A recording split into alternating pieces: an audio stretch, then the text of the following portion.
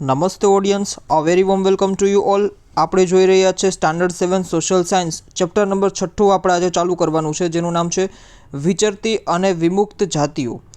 સૌથી પહેલાં તો આ જે ચેપ્ટર છે વિચરતી અને વિમુક્ત જાતિઓ, એના નામ ઉપરથી આ ચેપ્ટરમાં આપણને શું શું આપણને જાણવા મળશે, શું આપણને જોવા મળશે, એ સૌથી પહેલાં હું તમને સમજાવી દઉં.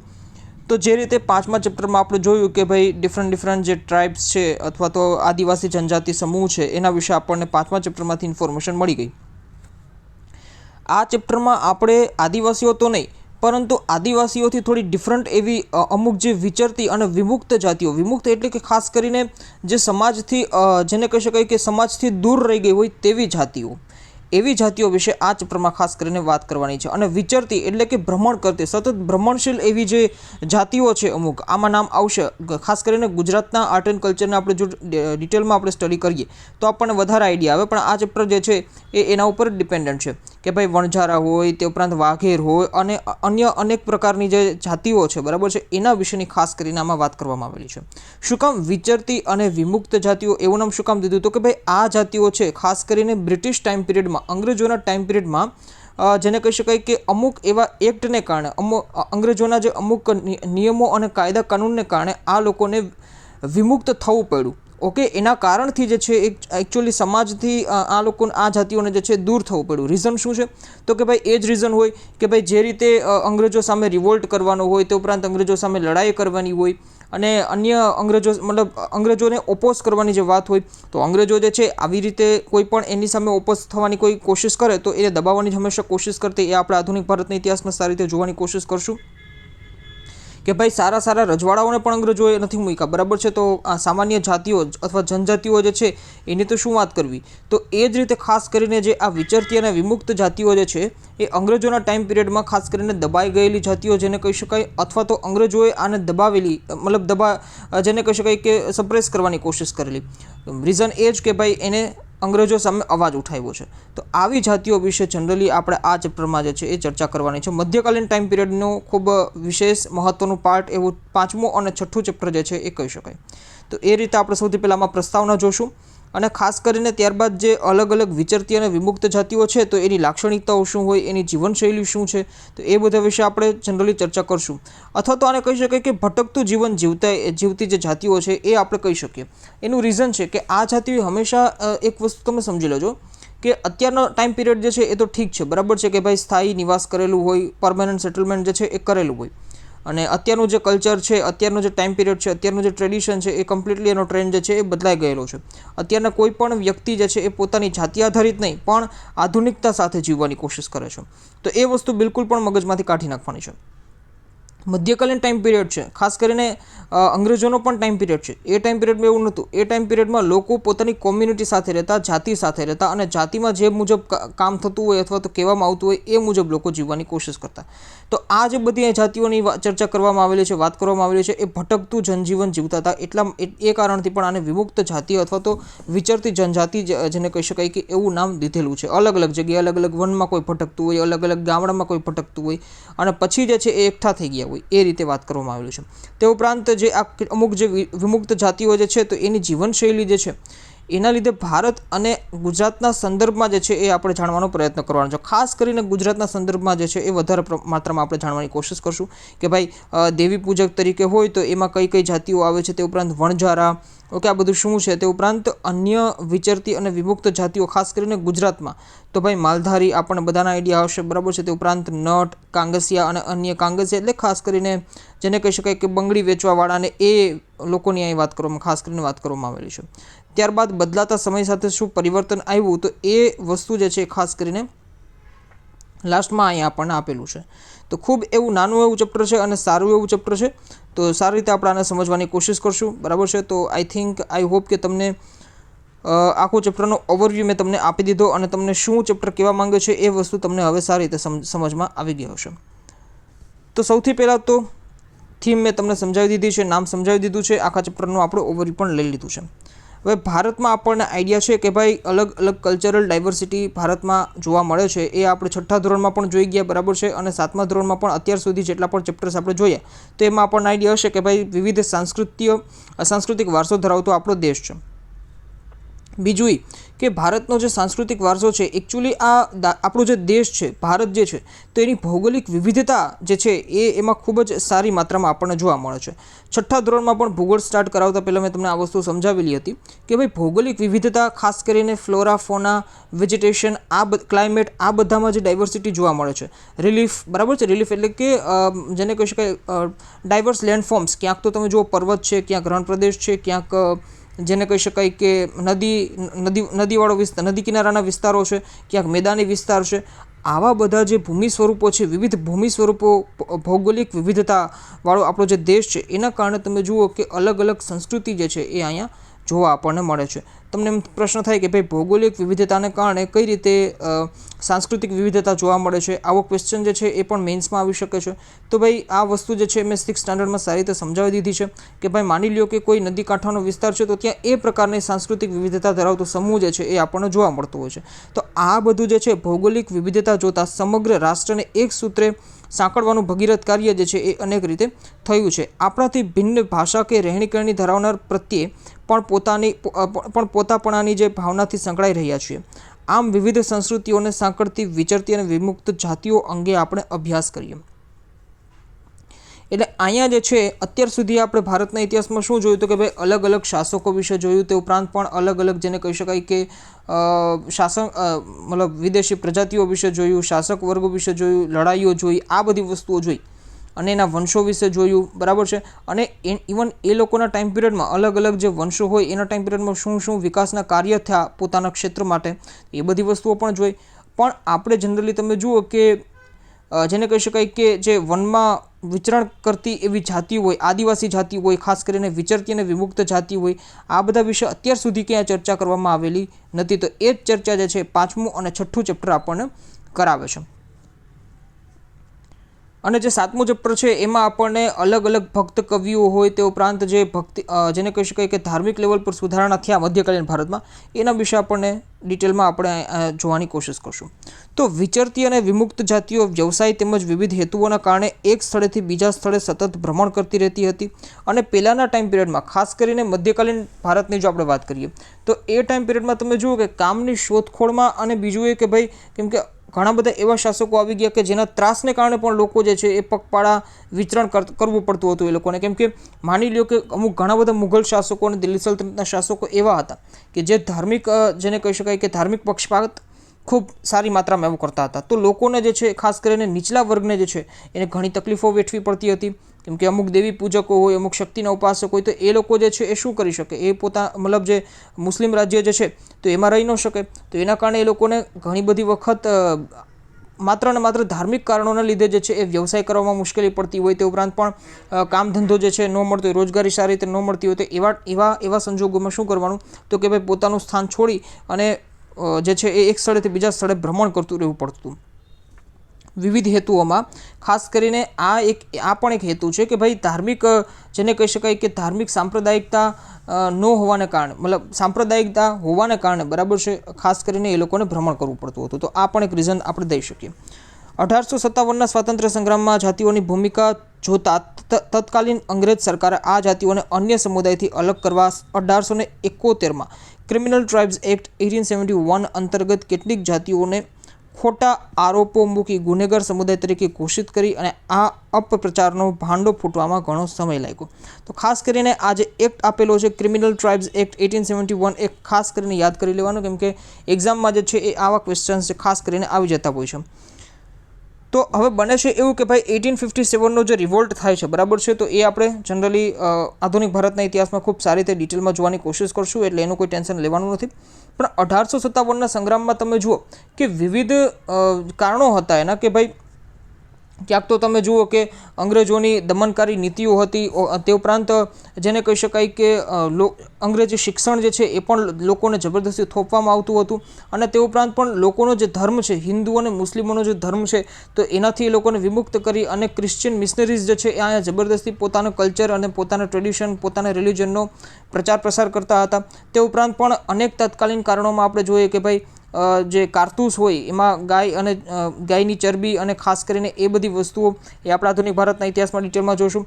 તો આ બધી વસ્તુઓને જોતાં 1857નો સ્વાતંત્ર્ય સંગ્રામ થઈ ગયો અને આ સ્વાતંત્ર્ય સંગ્રામમાં અનેક પ્રજાતિઓએ અનેક લોકોએ જે છે સારી રીતે એક યુનિટી સાથે ભાગ લીધો. તે ટાઈમ પિરિયડમાં તો કોઈ સોશિયલ મીડિયાનું નેટવર્ક હતું નહીં, કોઈ ફોન પણ અવેલેબલ હતા નહીં, પણ તે ઉપરાંત પણ જો એટલી સારી માત્રામાં રિવોલ્ટ થયો હોય તો અંગ્રેજોએ ખાસ કરીને એવું અંગ્રેજ સરકારને આ બધી વસ્તુઓ, આ બધી જે જાતિઓ છે, આ બધી સમુદાય છે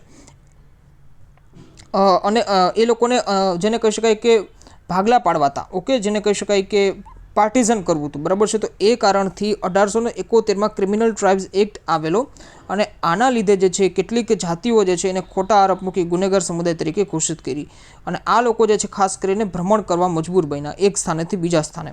બીજું પછી શું થયું, ડાયરેક્ટ આપણે જ્યારે દેશ આઝાદ થાય છે 1947માં, તો પછી ત્યારે ભારત સરકારે સ્વતંત્રતા બાદ 1952માં આ કાળા કાયદામાંથી આ જાતિઓને મુક્ત કરતા તેઓ વિમુક્ત જાતિઓ તરીકે સન્માનભર્યું સ્થાન પામી. કેમ કે પહેલાં એ લોકોને ગુનેગાર સમુદાય તરીકે ઘોષિત કરવામાં આવેલું હતું અંગ્રેજના ટાઈમ પિરિયડમાં, પણ પછી ભારત સરકારે જે ખાસ કરીને વિમુક્ત જાતિઓ, વિમુક્ત એટલે કે ભટકતું જીવન, અને કોનાથી ભટકતું જીવન, તો કે ભાઈ ખોટા આરોપોથી ભટકતું જીવન જીવનારા લોકો, તો એવી જાતિઓને જે વિમુક્ત જાતિઓ તરીકેનું સન્માનભર્યું સ્થાન પામ્યું અને ખાસ કરીને પછી ધીમે ધીમે આ લોકો જે છે એ મોડર્નિટી તરફ, આધુનિકતા તરફ આવવા લાગ્યા અને એક સ્થાને સ્થાયી થયા. અને અત્યારે પણ આપણે જોવા મળે છે અનેક ગામે, અનેક શહેરોમાં આ લોકોની જે સમુદાય છે એ આપણને સારી રીતે જોવા મળે છે.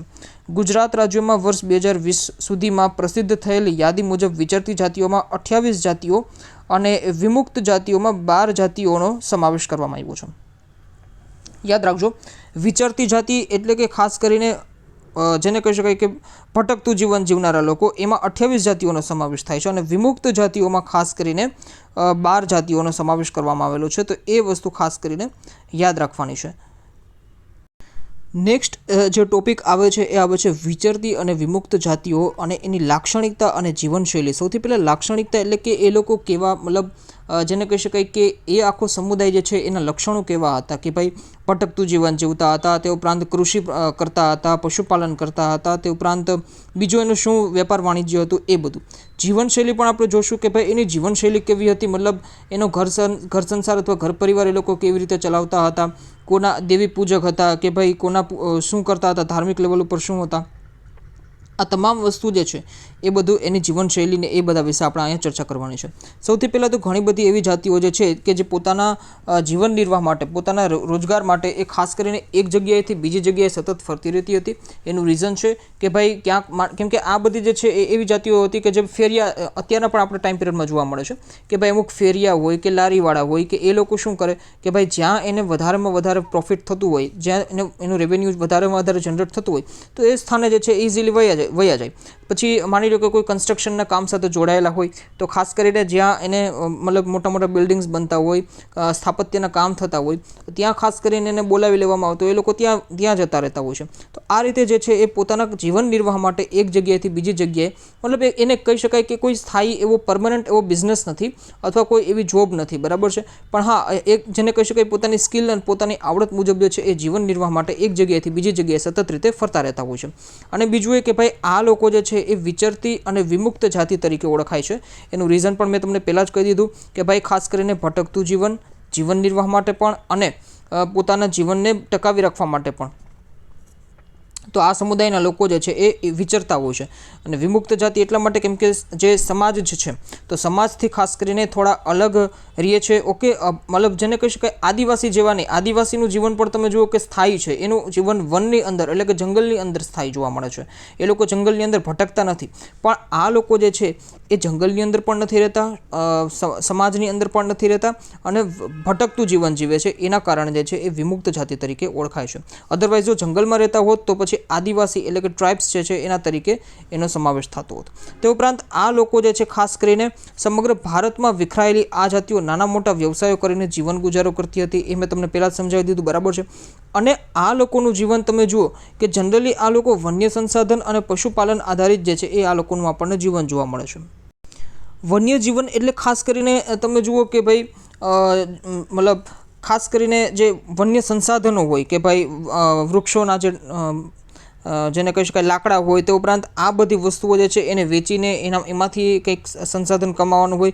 પશુપાલન તરીકેનું જીવન હોય. પશુપાલનમાં પણ તમે ખાસ કરીને જુઓ કે એવું નહીં કે ભાઈ સ્થાયી પશુપાલન, જ્યાં એ લોકોને લાભ દેખાય, જ્યાં એ લોકોના જેને કહી શકાય પ્રાણીઓને પણ ખોરાકને બધી વસ્તુ મળી રહી, તો એ રીતે જે છે એ પછી ચાલ્યું જવાનું. તો આ રીતે ખાસ કરીને વન્ય સંસાધન અને પશુપાલન આધારિત એનું જીવન આપણને જોવા મળે છે.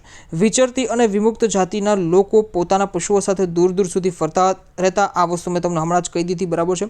દૂર દૂર સુધી શું કામ ફરતા રહેતા એ પણ મેં તમને કહી દીધું. તો તેઓ સ્થાયી ખેડૂતો પાસેથી જે છે ખાસ કરીને અનાજ હોય, કપડાં, વાસણ અને અન્ય વસ્તુઓ માટે ઊન, ઘી વગેરે વસ્તુઓનો વિનિમય પણ કરતા હતા. વિનિમય એટલે કે ખાસ કરીને એક્સચેન્જ સિસ્ટમ, એટલે કે એ લોકો ખેડૂતોને જે છે એ અમુક વસ્તુઓ દઈ અને બદલામાં જે છે ખેડૂતો પાસેથી અમુક વસ્તુઓ લઈ લે. મતલબ બાર્ટર સિસ્ટમ જેને કહી શકાય, એના જેવી સિસ્ટમ જે છે એ હતી. મતલબ કરન્સી ફોર્મમાં એ કોઈ પણ વસ્તુને ન લે, કેમ કે એ ટાઈમ પિરિયડમાં કરન્સી એ બધી અવેલેબલ પણ હતી નહીં કે ભાઈ ગ્લોબલ કરન્સી હોય ને એ રીતે. એ ટાઈમ પિરિયડમાં બધું હતું નહીં. પણ હા, માની લો કે એને જે સ્થાયી ખેડૂતો હોય કે ભાઈ જે કૃષિ પ્રધાન ખેડૂતો જે છે, બરાબર છે, તો એની પાસેથી અનાજ હોય, કપડાં હોય, વાસણ છે, આ બધી વસ્તુઓ લઈ અને અન્ય વસ્તુઓ માટે ઊન છે, ઘી છે, બરાબર છે, આ બધી વસ્તુઓનું વિનિમય પણ કરતા હતા. તો આ રીતે જે ખાસ કરીને પોતાનું જીવન જીવતા હતા. તો કેટલીક વિચરતી જાતિઓ જે છે એ જાનવરો પર સામાન લાદી એક જગ્યાએથી બીજી જગ્યાએ લઈ જઈ વસ્તુઓનું ખરીદ વેચાણ પણ કરતી હતી. તો આવું પણ કરી શકે, કેમ કે ભાઈ ઘોડા હોય, તે ઉપરાંત પણ ખચ્ચર હોય, આવા બધા જે જંગલી જાનવરો હોય, પ્રાણીઓ હોય, બરાબર છે, તો એનો ઉપયોગ, એનો યુઝ જે છે એ આ રીતે પણ એ લોકો કરતા હતા.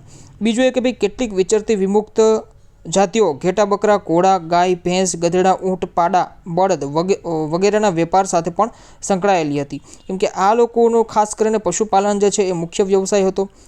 ધ્યાન રાખજો, કૃષિ નહીં પણ હા પશુપાલન. તો આમાં પણ જે છે ખાસ કરીને આ રીતે એ લોકો પ્રોફિટ કરતા હતા.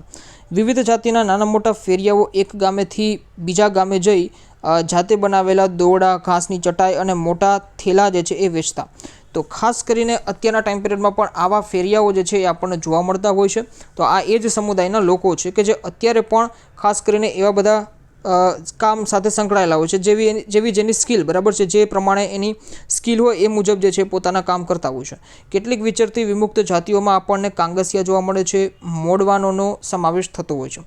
આ લોકો એકચ્યુઅલી શું હોય, કાંગસિયા, મેં તમને પહેલાં પણ કહી દીધું કે ભાઈ બંગડી અને સૌંદર્ય પ્રસાધનના વેપાર સાથે જનરલી આ લોકો જોડાયેલા હોય છે.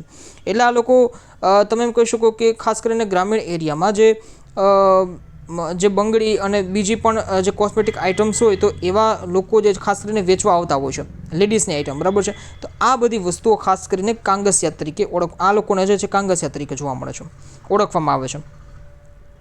આ જાતિઓની એક વિશિષ્ટ ઓળખ એ રહેતી હતી કે ભાઈ તેમની ભાષા અને સામાજિક બાબતો તેમજ રહેણીકરણી પણ સમાન રહેતી હતી. સ્થાયી સમાજ વ્યવસ્થાના અભાવે અન્ય સમાજો કરતાં ભિન્ન કક્ષાનું જીવન જીવતા હતા. મેં તમને પહેલાં પણ સમજાવી દીધું, ચેપ્ટરના સ્ટાર્ટિંગમાં પણ સમજાવી દીધું કે આ લોકો જનરલી પરમનન્ટ સેટલમેન્ટ એટલે કે સ્થાયી સમાજની જેમ નહોતા જીવતા. તો સ્થાયી સમાજ વ્યવસ્થાનો અભાવ હતો આમાં, એટલે અન્ય સમાજો કરતાં જે થોડુંક ભિન્ન કક્ષાનું જીવન જીવતા હતા. સાંસી, કંજર વગેરે જેવી જાતિઓ તેમજ વણજારા, કર્કમુંડી, હરણ શિકારી જેવા સમૂહોને વિચરતી અને વિમુક્ત જાતિઓમાં મૂકી તેમના વિકાસ માટે સરકારે ખાસ પગલાં ભર્યા છે. કેમ કે આ લોકોનું ડેવલપમેન્ટ કરવું પણ જરૂરી છે. જે રીતે સમાજમાં રહેતો વર્ગ છે એનું ડેવલપમેન્ટ, એનો વિકાસ થાય છે, જે રીતે આદિવાસીઓનો વિકાસ થાય છે, એવી જ રીતે આ સમુદાય અથવા આ સમાજનો પણ વિકાસ થવો જરૂરી છે. તો એના માટે પણ સરકારે પગલાં લીધેલા જ છે. તેમના વિકાસ માટે અને તેમની સંસ્કૃતિની જાળવણી માટે સરકારે તેમના પર ખાસ અભ્યાસ કરાવીને 2008માં એક વિસ્તૃત અહેવાલ એટલે કે રિપોર્ટ તૈયાર કરાવ્યો છે. તેમને બંધારણીય રીતે વિચરતી અને વિમુક્ત જાતિઓને દરજ્જો આપી માનવ અધિકાર આપવાના પ્રયત્નો કર્યા છે.